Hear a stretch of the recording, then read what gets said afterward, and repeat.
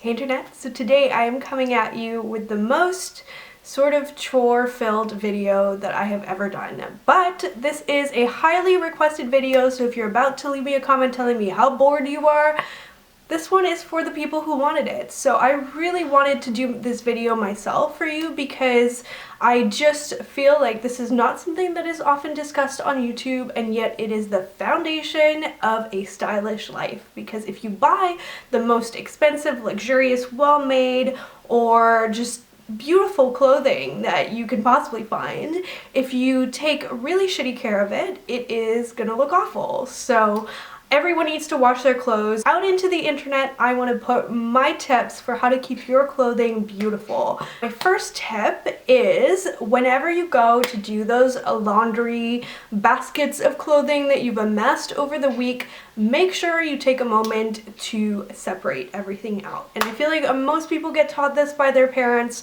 but a few people I have run into just do everything together. And it doesn't really help the life of your clothing to do that, especially if you have a lot of different types of fabric in there. So what you want to do is separate out anything that's dry clean only, put that in one pile. Then in another pile, put all of your towels, because those need to be washed separately. They're also quite big, so it really just makes sense to wash them on their own, and you can wash those with whatever needs to happen for those to stay nice. So if you have white towels like I do, I usually add some bleach to that wash, and I usually also use warm water to do my towels because they're kind of covered in gunky makeup and stuff like that. My towels take a beating. So I do that. Then I have all of my underwear and pajamas. So those go in another wash, also warm water, gentle cycle on dryer. After that, I'm left with this whole mound of clothing. If you don't do laundry very often like I do, it will be larger. If you do laundry on a more sort of frequent, respectable basis, it will be a smaller pile. What I then do is I take out all of my exercise wear, because the fabric that's made of, that really stretchy Luon type fabric, or even if you buy your exercise wear from like Target or Adidas or Nike, it's all the same kind of fabric that needs to be washed on its own, because otherwise what you're actually going to do is you're going to ruin the sweat wicking ability of the fabric. Again, if you want to keep the sweat wicking ability of your fabric and keep it looking nice and shiny, you do need to flat dry it on a rack. So that's my tip for that, take it or leave it. Then after that, what you'll be left is all of your casual and workwear clothing that is washing machine friendly.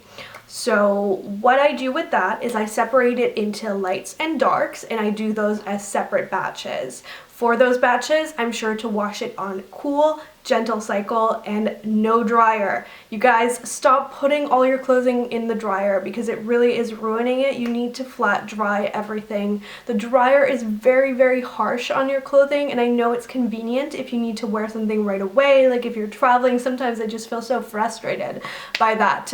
But really, flat drying your clothing will extend its life at least twofold, if not more. So it really is a tip that I would recommend that you consider working into your routine. For the rest of the tips that I'm going to share with you today, we're going to be going out into the field of my apartment. So let's go ahead and do that and go explore how I take care of my clothing.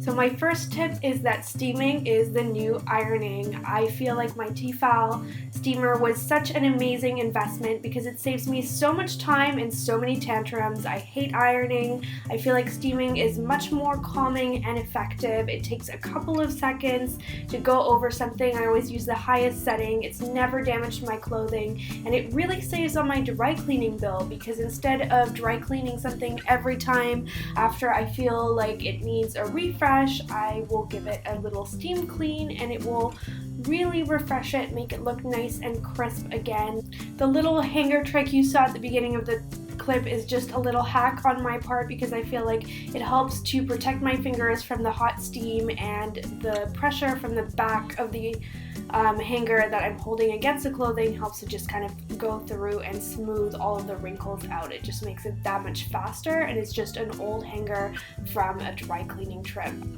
Buying quality knitwear is a serious investment, especially if it's made of cashmere or merino wool. Now, a lot of the labels on knitwear say they need to be professionally clean, but I do it all myself.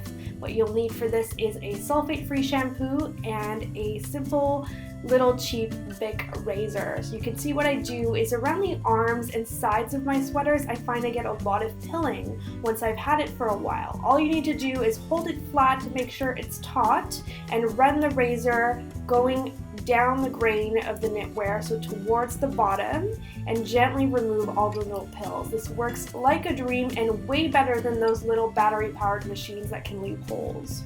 Then what you're going to do if you want to give your sweater a wash instead of paying for professional cleaning is just go ahead and run it a little bath in your sink using a little bit of shampoo. This is a really gentle moisturizing shampoo. You can definitely buy some specialty cleaner, but I've never found that I need to do that because I always have some leftover shampoo that works just as well and is just as gentle. It does foam up quite a bit, so you'll need to make sure that you rinse all of the suds out of your knitwear at the end. You may find that your knitwear does lose a little bit of dye in the sink water, completely normal. Just make sure you get all of the suds out and be very gentle when you wring out the water. Go ahead and lay it flat overnight and you'll find in the morning it's good as new.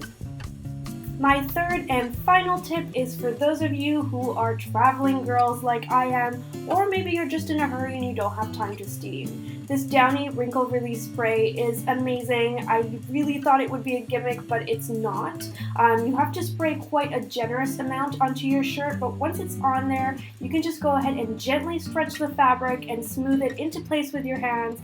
It takes about a minute and it leaves it looking very crisp, very similar to a shirt, especially a button-down shirt that you would get back from the dry cleaner. So that's one of my favorite solutions when I'm traveling. It really makes wrinkly type clothes possible.